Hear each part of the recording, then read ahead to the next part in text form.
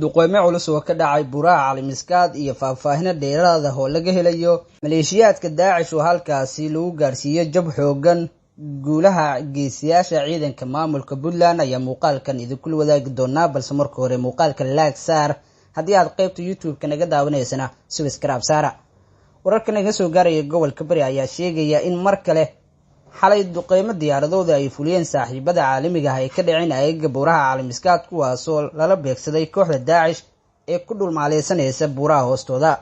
duqeymahan ayaa si gaar ah waxay ugu dhaceen deegaan lagu magacaabo Shabeeb oo ku sugnaayeen maleeshiyaadka kooxda oo haatan cadaadis xoogan kala kulmaya geesiyaasha ciidanka maamulka Puntland.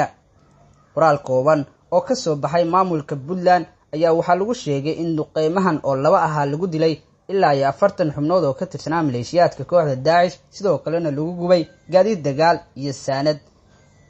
xubnahan la dilay ayaa waxaa ku jiray ajaanib ka barbar dagaalamaysa Daacish, sida lagu sheegay war-saxaafadeedka ee maamulka Puntland uga hadashay duqeynta xalay ilaa saaka ka dhacaysa gobolka Bari. waxaa kaloo qoraalka lagu sheegay in tirada xubnaha lagu dilay howlgallada ka socda gobolka Bari ee kor u dhaafeen in ka badan 300 oo xubnooda, kuwaas oo ka tirsanaa Daacish, lana sii xoojin doono howlgalkan sida lagu yiri warka qoraalka ee ka soo baxay maamulka Puntland.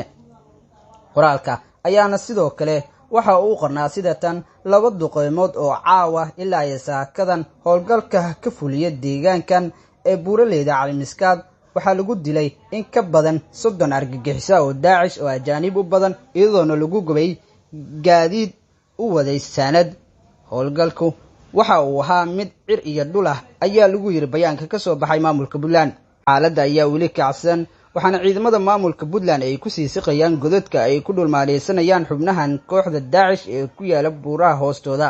si kastaba, weerarada dhanka cirka waxaa qayb ka qaadanaya Mareykanka oo duqeyntii ugu dambeysay aagaasi ka fuliyay 1 bishan, waxa uuna sheegay in uu ku dilay 20 xubnood oo ay ku jiraan saraakiil sarsare oo muddo raadinayeen Mareykanka. maamulka Puntland ayaa bilaabay guluf ka dhanah Daacish, iyagoona guulo waaweyn ka gaaray Daacishta ku sugan Buuraha Caalamiskaad iyo sidoo kale deegaanada maamulka Puntland. haddii aad soo gaartay dhamaadka muuqaalka, waxaan kaa codsanayaa inaad muuqaalka like saarto, siina share gareyso saaxiibadaadana aad la wadaagto. haddii aad YouTube-ka naga daawanaysana subscribe aad saarto. mahadsanida.